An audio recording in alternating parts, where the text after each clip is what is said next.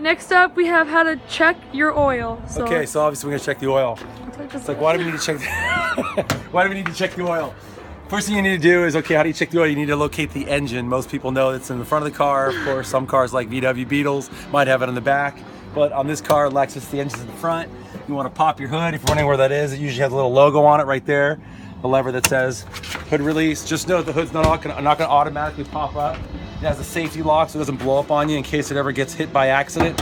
So it's not gonna lift until you find the lever. You gotta reach in and locate it. Then you press up with your hand manually, lift it up, and it's right there. You'll see that's the safety lock. Once you got the hood open, some hoods will stay open automatically. They'll have the pumps in order to hold it up, but you know this car does not. It's a manual, so you got to be able to find the little lever and prop it up in the hole. Make sure it gets inside the hole. If not, this thing will fall on your head. You don't want that.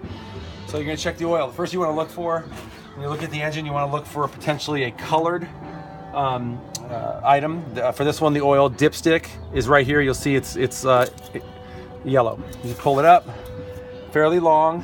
Okay. You want to wipe it clean. After you wipe it, you want to take a look and look for the dots that are located on here. The lower dot is the minimum oil level that you'd want in the engine before you do complete damage to the engine, and then the top is the most you'd want to put in. Now, this is a 4-cylinder engine. One of the rules is if it's a 4-cylinder engine, it's going to take 4 quarts of oil. 6 cylinders take 6, 8 will take 8. That's just a rough rule, but it's not necessarily the case. You should read your manual. The manufacturer will tell you exactly how many quarts of oil or liters, if it's foreign, it'll take. Hey, just in case you're wondering, so what does a quart of oil look like? That would be a single quart, but the stores for the economy, you got it? Yep. Quart. But you can get 4 quarts for a lot cheaper in a 4-quart containment like that. Actually, this is 5 quarts, which will save you some money on the per quart cost. So we're gonna check the oil. We're gonna put, so we already wiped the dipstick. Now we're gonna take a look at the levels. I always recommend you check the oil when the engine's warm, not when the engine is on. So you go ahead and start the engine, let it warm up for a few minutes, turn it off, then go ahead and check your oil levels.